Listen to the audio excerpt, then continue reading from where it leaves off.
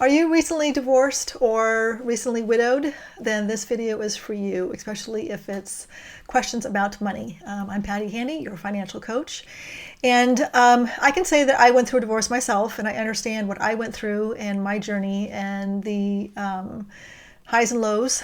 And I am sorry if you are suddenly single and you are dealing with issues. It is not a fun ride. So I applaud you for your strength and your commitment to getting better and watching this video.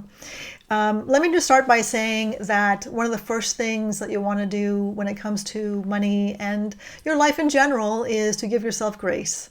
I think that there is such a tendency in today's society to just, move, go, get it all figured out. And sometimes we need to step back and be still and allow ourselves to just process the emotions. You are going through a lot right now. There's a lot of emotional issues. There's a lot of physical potentially. There's a lot of financial. If you have young children, you're dealing with that. I mean, there's just the countless pieces of our life that is affected by suddenly finding ourselves on our own or alone. So allow yourself, give yourself grace and allow yourself to process this time in your own time. That's the first thing I would recommend. The second is that I would suggest that you don't make any big financial decisions at this time. I don't think any good financial decisions come out of a time when we are emotionally upset and distraught. We are dealing with so much in our life and dealing with the changes and trying to figure things out that making a financial decision isn't really in our best interest at this moment in time. Allow yourself to come out of the fog and come out of the darkness potentially, and then make those decisions. If there's an individual that's trying to sell you a product or a service and is not compassionate and empathetic of your situation and just really encouraging you to purchase something, especially a financial product, to me that's a red flag. I don't like the idea of trying to sell you something when you're in a position of trying to just navigate life. Especially when it comes to money. These financial decisions that we make can be very costly and expensive if they're the wrong decision. And the last thing I want is to have you experience more financial devastation on top of the divorce or the loss of your spouse with a decision that shouldn't have been made or really not in your best interest. The other thing is, I would say to really get a very good understanding of where you are today in terms of your finances.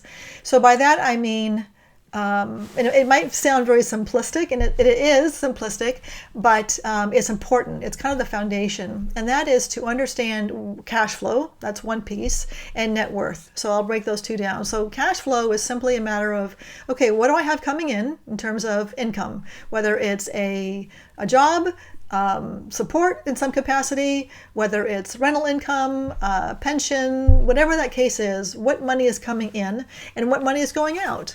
With the new obligations that you have, what do you have as far as expenses, to run your household, whether it's a mortgage, rent, taxes, utilities, food, car, everything. I want you to look at every expense that you have, all your credit card bills, and really get a good handle on what's coming in and what's going out, and determine if you have a positive cash flow or if you're negative, if you're upside down. And then we need to take a look at, how we can cut back for now or get your income greater to, level that playing field out. We don't want to find you in a situation where you are negative for too long. So the other piece is the net worth piece. The net worth is really your assets minus your liability. So your assets are your home. If you own a home still, the value of the home is part of your assets. The liability to that is the mortgage. So the value minus the mortgage is really the net worth or the equity you have in that house. That's a piece of your net worth. You also have whatever you've got in terms of retirement funds, 401k, any IRAs, any brokerage accounts, checking, savings, anything of that nature. That's all part of your assets. And then any other liabilities that you have in terms of credit card debt, if you've got school loans, if you've got any other obligations, car payments, that's the liability side. So I'd like you to get an understanding of what your net worth is, which just, again, between the cash flow and the net worth, that gives you a good sense of your financial picture right now. And although that's not something that's necessarily necessarily going to help you decide what to do for later. It's the starting point. You need to know where you are today to then get to where you want to go by when. So take that time to understand where you are in that particular piece. The last piece that I'm going to cover here, and let me just say, this is not all inclusive.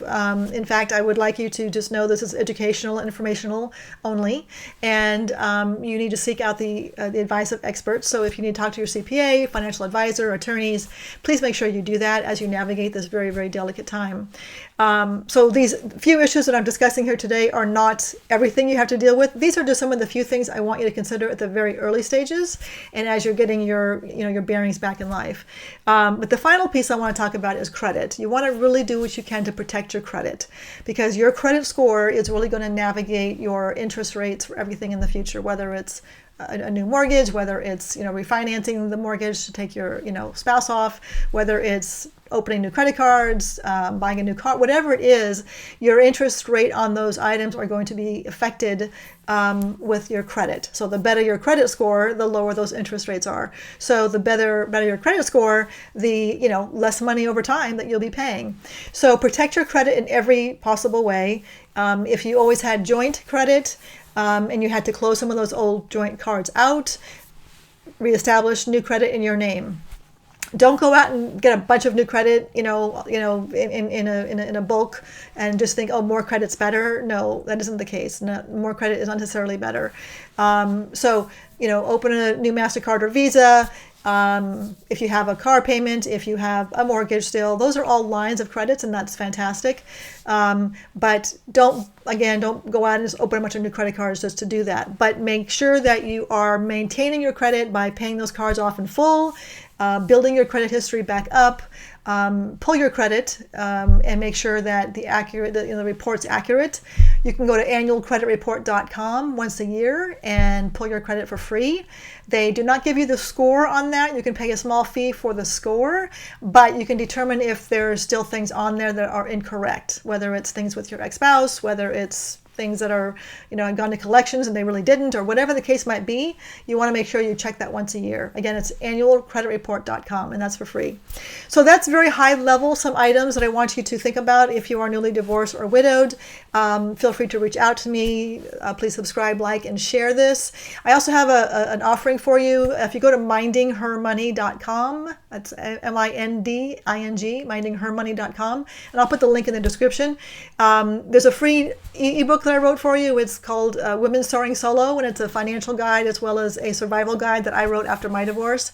And there's a training that you can watch as well. It's complimentary 35-minute training, and it goes much deeper into the financial piece of things. So I invite you to download that and enjoy that. So any questions, feel free to reach out to me. I'm happy to potentially record a video based on your questions. So please pose those questions to me whenever you'd like. All right, best to you, and be kind to yourself. Bye for now.